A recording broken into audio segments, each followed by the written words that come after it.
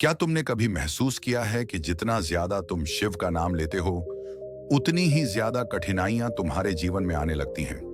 क्या कभी ऐसा हुआ है कि जब तुम सबसे ज्यादा सच्चे मन से पूजा करने लगे, उसी समय तुम्हारे अपने ही लोग तुम्हें समझना बंद कर दें? क्या तुम्हें कभी लगा है कि भगवान शिव शायद तुम्हारी प्रार्थनाएं सुन ही नहीं रहे? या फिर यह भी सवाल मन में आया हो कि क्या कलयुग में शिव भक्त होना ही सबसे बड़ी परीक्षा है?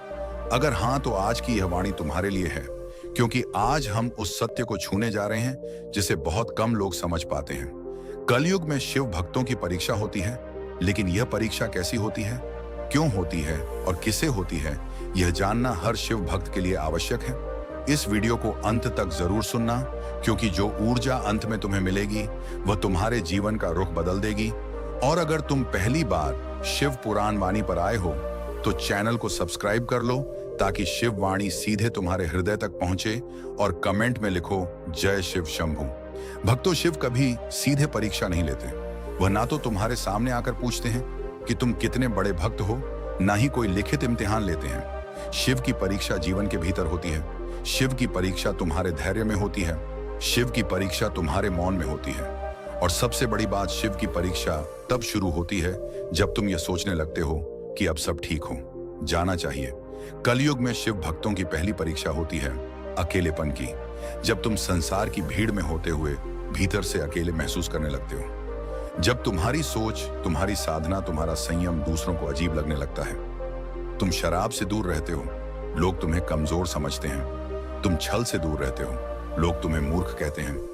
तुम अजीब लगने लगता है। सत्य बोलते हो, लोग तुम्हें कठोर मान लेते हैं। और उसी समय तुम मन ही मन पूछते हो, महादेव, क्या यही तुम्हारी भक्ति का फल है? भक्तों, यहीं से परीक्षा शुरू होती है। शिव भक्त का मार्ग हमेशा अकेला रहा है। कैलाश पर शिव अकेले बैठे हैं। श्मशान में शिव अकेले ध्यान करते हैं। नंदी भी द्वार पर है, भीतर नहीं। यह अकेलापन कोई सजा नहीं है, यह एक संकेत है। संकेत कि शिव तुम्हें भीड़ से अलग कर रहे हैं, क्योंकि भीड़ में चलने वाले भक्त नहीं होते। भक्त वह होता है जो सत्य के साथ खड़ा रहे, चाहे वह अकेला ही क्यों ना हो। कलयुग में दूसरी परीक्षा होती है अपमान की। तुम्हें बिना कारण अपमानित किया जाएगा। तुम्हारे कर्मों पर प्रश्न उठेंगे। तुम्हारी नीयत पर शक किया जाएगा। तुम्हारी भक्ति को दिखावा कहा जाएगा। और यह सब तब होगा जब तुमने किसी का बुरा भी नहीं किया होगा।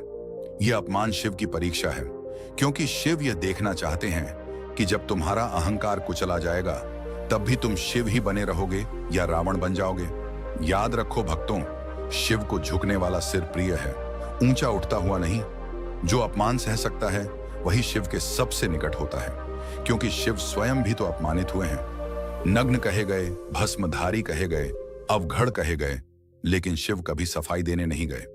उन्होंने मौन चुना और मौन ही उनकी सबसे बड़ी शक्ति बना। तीसरी परीक्षा होती है विलंब की। तुम प्रार्थना करते हो लेकिन उत्तर तुरंत नहीं मिलता। तुम व्रत रखते हो लेकिन संकट खत्म नहीं होता। तुम नाम जप करते हो लेकिन परिणाम दिखाई नहीं देता। और यहीं पर मन टूटने लगता है। यहीं पर भक्त सोचता है कि शायद मेरी भक्ति अधूरी है।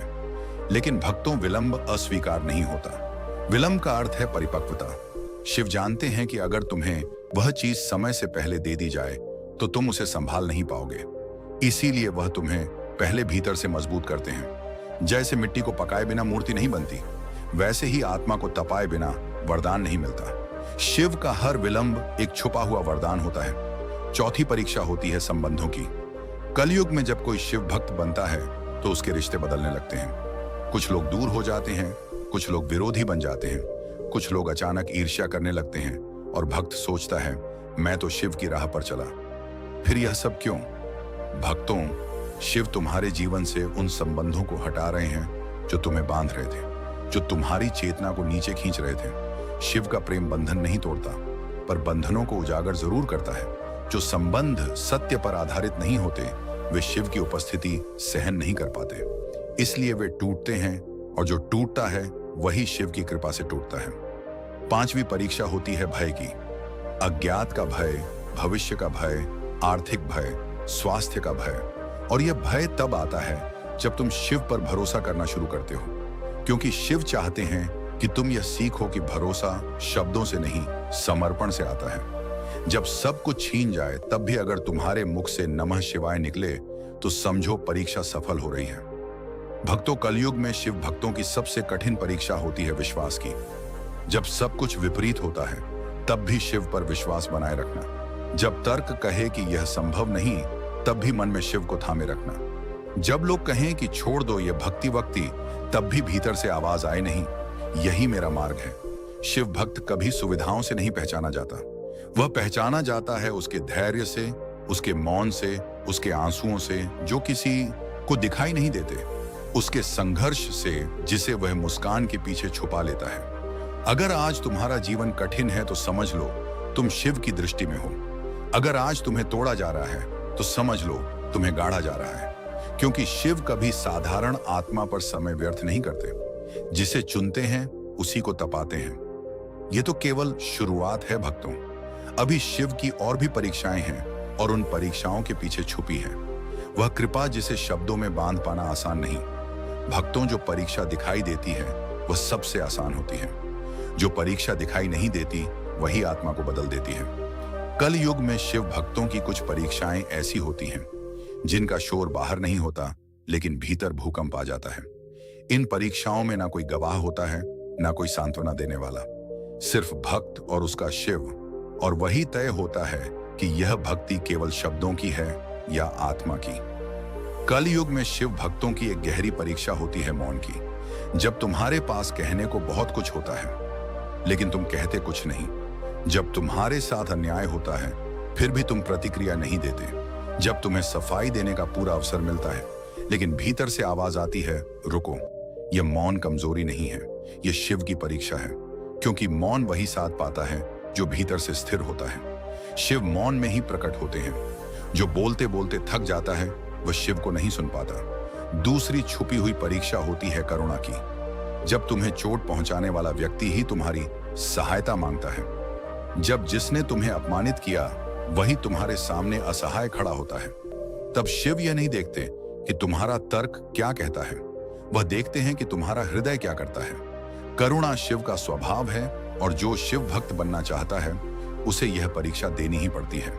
प्रतिशोध आसान है, करुणा कठिन है और शिव हमेशा कठिन मार्ग से ही भक्त को ऊपर उठाते हैं। तीसरी परीक्षा होती है शून्यता की। एक ऐसा समय आता है जब न दुख महसूस होता है, न सुख, न भक्ति में रस लगता है, न संसार में मन जैसे खाली हो जाता है। नाम जप चलता रहा है लेकिन भाव नहीं उठता।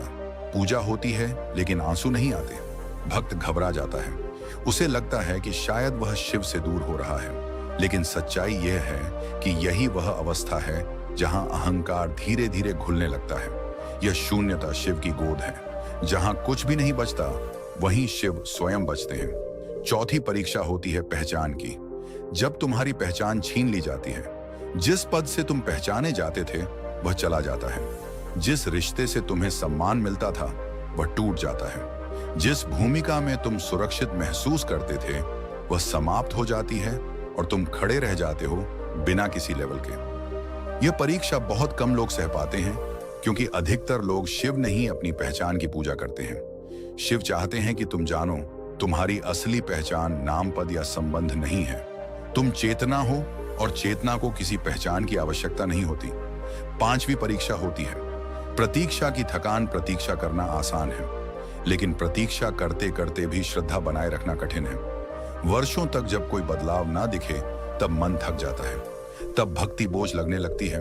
और यही शिव देखना चाहते हैं कि तुम उन्हें परिणाम के लिए पूज रहे थे या प्रेम के लिए।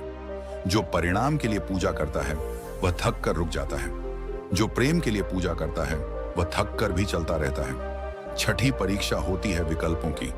जब शिव तुम्हारे सामने आसान रास्ते रख देते, ऐसे रास्ते जिनसे तुरंत लाभ मिल सकता है, जहां थोड़ा सा समझौता करके बहुत कुछ पाया जा सकता है, और साथ ही एक कठिन रास्ता भी रखते हैं। सत्य का, संयम का, धैर्य का शिव कभी आदेश नहीं देते, वह विकल्प देते हैं और तुम्हारा चयन ही तुम्हारी परीक्षा बन जाता है। जो आसान को चुनता है वह संसार पा लेता है, जो कठिन को चुनता है वह शिव पा लेता है। सातवीं परीक्षा होती है विश्वासघात की अनुभूति। ऐसा लगता है मानो स्वयं शिव ने तुम्हें अकेला छोड़ दिया हो। जिससे उम्मीद थी वही टूट जाती है, जिस पर भरोसा था वही साथ छोड़ देता है, और मन में एक क्षण के लिए यह विचार आता है क्या शिव भी मेरे साथ नहीं है? भक्तों, यह विचार भी परीक्षा है, क्योंकि शिव कभी साथ नहीं छोड़ते, लेकिन वह तुम्हारे सहारे छीन लेते हैं ताकि तुम सीधे उन्हें थाम सको। 8वीं परीक्षा होती है साधारण बने रहने की, जब तुम्हारे भीतर कुछ बदल चुका होता है, लेकिन बाहर से तुम्हें वैसा ही रहना पड़ता है। ना कोई तुम्हारी गहराई समझता है, ना तुम्हारा संघर्ष। तुम भीतर से टूटे भी हो और जुड़े भी, और फिर भी तुम्हें रोज की जिंदगी निभानी होती है। यह परीक्षा इसलिए दी जाती है ताकि अहंकार ना पनपे। शिव भक्त को विशेष नहीं बनाते, वह उसे साधारण बनाते हैं, क्योंकि साधारणता में ही परम का वास होता है। 9वीं परीक्षा होती है क्षमा की। क्षमा केवल दूसरों को नहीं, स्वयं को भी। अपने निर्णयों को, अपनी भूलों को, अपने अतीत को। कल युग का शिव भक्त सबसे ज्यादा स्वयं से लड़ता है। वह स्वयं को दोषी ठहराता है। शिव यह परीक्षा इसलिए देते हैं ताकि भक्त समझ सके, जो स्वयं को क्षमा नहीं कर सकता वह किसी और को भी नहीं कर पाएगा, और जो क्षमा नहीं कर सकता वह शिव के निकट नहीं पहुंच सकता। 10वीं परीक्षा होती है निरंतरता की। बिना प्रशंसा के चलते रहना, बिना परिणाम के झप करते रहना, बिना समर्थन के सही बने रहना, यह सबसे मौन परीक्षा है। इसमें ना कोई तालियां होती हैं, ना कोई पुरस्कार, और जो इसमें टिक जाता है वही वास्तव में शिव का हो जाता है। भक्तों, इन छुपी हुई परीक्षाओं का कोई प्रमाण पत्र नहीं मिलता, कोई तुम्हें सफल घोषित नहीं करता, लेकिन जब तुम पीछे मुड़कर देखते हो तो पाते हो कि तुम वही नहीं रहे जो पहले थे। तुम्हारी प्रतिक्रियाएं बदल चुकी हैं, तुम्हारे डर कम हो गए हैं, तुम्हारी अपेक्षाएं टूट चुकी हैं, और तुम्हारे भीतर एक अजीब सी शांति जन्म ले चुकी है। यही शिव की परीक्षा का परिणाम है। वह तुम्हें कुछ देता नहीं, वह तुम्हें बदल देता है, और जो बदल गया उसे कुछ पाने की आवश्यकता ही नहीं रहती। अगर यह शिव संदेश तुम्हारे हृदय को स्पर्श कर रहा है तो इस वीडियो को लाइक और शेयर करो, और कमेंट में लिखो, महादेव मेरे साथ हैं। भक्तों, जब परीक्षा अपने चरम पर पहुंचती है तब शिव शब्दों में नहीं बोलते, वह संकेतों में बोलते हैं। कल युग में शिव भक्तों को संकेत देकर मार्ग दिखाते हैं, लेकिन समस्या यह है कि अधिकतर भक्त संकेत मांगते तो हैं पर पहचान नहीं पाते, क्योंकि संकेत देखने के लिए आंख नहीं चेतना चाहिए, और चेतना वही विकसित होती है जो परीक्षा से गुजर चुका हो। शिव का पहला संकेत होता है अचानक आई हुई स्पष्टता। एक दिन बिना किसी कारण मन हल्का लगने लगता है। वही परिस्थितियां होती हैं, वही समस्याएं होती हैं, लेकिन भीतर कोई बोझ नहीं रहता, जैसे किसी ने अंदर से गांठ खोल दी हो। यह संकेत है कि शिव तुम्हारे भीतर से भय का भार हटा रहे। जब चिंता की जगह स्वीकार आ जाए, समझ लेना शिव पास से दूसरा संकेत होता है सही समय पर मौन। ऐसे क्षण आते हैं जब तुम कुछ कह सकते हो लेकिन कहते नहीं, और बाद में समझ आता है कि अगर तुम बोल देते तो सब बिगड़ जाता। यह मौन तुम्हारा नहीं होता, यह शिव का संरक्षण होता है। कल युग में शिव अपने भक्त को लड़ने से नहीं, फिसलने से बचाते हैं, और यह बचाव अक्सर मौन के माध्यम से होता। तीसरा संकेत होता है टूटे हुए मार्ग का बंद हो जाना। जिस रास्ते पर तुम जोर लगा रहे थे वह अचानक पूरी तरह बंद हो जाता है। ना अवसर बचता है, न संभावना, और तब मन में पीड़ा होती है। लेकिन कुछ समय बाद तुम्हें दिखता है कि वही मार्ग तुम्हें नीचे ले जा रहा था। शिव कभी सीधे नहीं कहते कि यह रास्ता गलत है, वह उसे बंद कर देते हैं, और जो बंद होता है वही शिव की कृपा से बंद होता है। चौथा संकेत होता है नए मार्ग का बिना प्रयास खुल जाना। जहां तुमने कुछ मांगा भी नहीं होता, वहीं से समाधान आ जाता है। एक व्यक्ति, एक शब्द, एक विचार, और दिशा बदल जाती है। यह संयोग नहीं होता, यह शिव का हस्तक्षेप होता है। जब प्रयास कम और परिणाम ज्यादा दिखे, समझ लेना शिव कार्य कर रहे हैं। 5वां संकेत होता है आकर्षण का बदल जाना। जो चीजें पहले तुम्हें खींचती थीं, अब वे खोखली लगने लगती हैं। वही बातें, वही मनोरंजन, वही लालच, सब फीके पड़ जाते हैं, और जिन चीजों को पहले तुम नजरअंदाज करते थे उनमें अब शांति मिलने लगती है। यह परिवर्तन धीरे धीरे होता है, और यही संकेत है कि शिव तुम्हारी चेतना को ऊपर उठा रहे हैं। छठा संकेत होता है स्वप्नों का बदलना। कल युग में शिव स्वप्नों के माध्यम से बहुत कुछ संकेत देते हैं, लेकिन वह सीधे अपना रूप नहीं दिखाते। वह पर्वत दिखाते हैं, जल दिखाते हैं, अग्नि दिखाते हैं, शून्य दिखाते हैं। यह स्वप्न भयावह नहीं होते, बल्कि गहरे होते हैं। ऐसे स्वप्न जिनके बाद मन शांत हो जाए। यह संकेत है कि तुम्हारा अवचेतन शिव से जुड़ रहा है। 7वां संकेत होता है अनावश्यक संघर्ष का समाप्त हो जाना। जिन लोगों से रोज टकराव होता था वे अचानक शांत हो जाते हैं। कुछ लोग स्वयं दूर हो जाते हैं, कुछ विषय स्वयं समाप्त हो जाते हैं। यह इसीलिए होता है क्योंकि शिव उस ऊर्जा को हटा रहे होते हैं जो तुम्हें नीचे खींच रही थी। शिव का कार्य शोर से नहीं, संतुलन से होता है। आठवां संकेत होता है भीतर की आवाज का स्पष्ट होना। पहले निर्णय लेते समय मन उलझा रहता था, अब बिना अधिक सोच के सही दिशा दिखने लगती है। यह बुद्धि नहीं है, यह अंतर्ज्ञान है, और अंतर्ज्ञान तब जागता है जब अहंकार शांत हो चुका हो। शिव भक्त को आदेश नहीं देते, वह उसे सुनना सिखाते हैं। नौवां संकेत होता है समय की गति का बदलना। कुछ समय बहुत तेजी से बीतने लगता है और कुछ समय ठहर सा जाता है, जैसे समय भी तुम्हारी साधना के साथ तालमेल बिठा रहा हो। यह संकेत है कि तुम जीवन को नहीं, जीवन तुम्हें चला रहा है, और जब जीवन स्वयं भाव में ले जाए तब समझो तुम विरोध में नहीं हो। 10वां संकेत होता है सहज स्वीकार। तुम हर बात से लड़ना छोड़ देते हो, हर स्थिति को बदलने की जिद समाप्त हो जाती है। तुम प्रयास करते हो लेकिन परिणाम को पकड़कर नहीं बैठते। यह वैराग्य नहीं है, यह परिपक्वता है, और यह परिपक्वता शिव की सबसे बड़ी कृपा है। भक्तों, संकेत मिलना अंत नहीं होता, संकेत मिलना एक नया चरण होता है। यह वह समय होता है जब शिव यह देखते हैं कि तुम संकेतों को समझकर भी अपने पुराने स्वभाव में लौटते हो या नहीं, क्योंकि सबसे बड़ी परीक्षा होती है समझने के बाद भी सही बने रहना। कलयुग में बहुत से लोग संकेत पाते हैं लेकिन बदलते नहीं, और जो बदलता नहीं उसके लिए संकेत भी व्यर्थ हो जाते हैं। शिव संकेत देकर स्वतंत्र छोड़ देते हैं। वह कभी बाध्य नहीं करते, क्योंकि बाध्यता में भक्ति नहीं होती। जब तुम संकेतों का सम्मान करने लगते हो तब जीवन सरल होने लगता है। कठिनाइयां समाप्त नहीं होती लेकिन उनका भार कम हो जाता है। दुख आता है लेकिन वह तोड़ता नहीं, सुख आता है लेकिन बांधता नहीं, और यही संतुलन शिव का मार्ग है। इस चरण पर पहुंचकर भक्त अक्सर सोचता है कि अब परीक्षा समाप्त हो गई, लेकिन भक्तों, यही सबसे बड़ी भूल होती है, क्योंकि अंतिम परीक्षा सबसे सूक्ष्म होती है। वह बाहर नहीं, भीतर होती है। वह शब्दों में नहीं, अस्तित्व में होती है। प्रिय साधक, अगर तुम्हारे जीवन में बार बार रुकावटें आ रही हैं, देरी, उलझन, रिश्तों की परीक्षा, और मन में यह प्रश्न उठता है सब कुछ करने के बाद भी मार्ग क्यों नहीं खुल रहा, तो यह कुंडली रीडिंग गाइडेंस तुम्हारे लिए है। कुंडली कोई डर नहीं है साधक, ये तुम्हारे कर्मों और भक्तों, अंतिम परीक्षा कभी शोर मचाकर नहीं आती। वह ना तो किसी संकट की तरह दिखती है, ना किसी दुख की तरह। अंतिम परीक्षा बहुत शांत होती है, इतनी शांत कि अधिकतर भक्त उसे पहचान ही नहीं पाते, और जो पहचान लेता है वही शिव के सबसे निकट पहुंच जाता है। कलयुग में शिव भक्तों की अंतिम परीक्षा होती है, त्याग की भी नहीं, भोग की भी नहीं। वह होती है मैं के लोभ की। जब तुम अच्छा करते हो लेकिन यह भावना नहीं आती कि मैंने किया, जब तुम सहते हो लेकिन यह विचार नहीं आता कि मेरे साथ ही क्यों, जब तुम आगे बढ़ते हो लेकिन पीछे मुड़कर यह नहीं देखते कि कौन देख रहा है। यह अवस्था सबसे कठिन है, क्योंकि यहां अहंकार बहुत सूक्ष्म रूप में लौटता है। अंतिम परीक्षा तब शुरू होती है जब तुम्हारा जीवन पहले से बेहतर हो जाता है। दुख कम हो जाते हैं, संघर्ष हल्के पड़ जाते हैं, लोग सम्मान देने लगते हैं, और भीतर यह विचार उठ सकता है कि शायद मेरी साधना सफल हो गई। यही शिव देखते हैं कि क्या तुम सफलता को भी वैसे ही पार कर सकते हो जैसे असफलता को किया था, क्योंकि असफलता बहुतों को झुका देती है लेकिन सफलता बहुतों को गिरा देती है।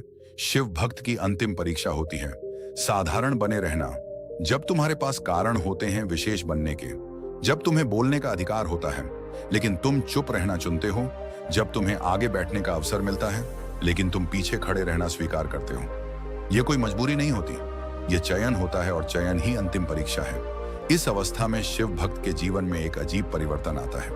वह प्रतिक्रिया नहीं देता, वह उत्तर नहीं देता, वह स्पष्टीकरण नहीं देता, वह केवल उपस्थित रहता है, और उसकी उपस्थिति ही बहुत कुछ बदल देती है।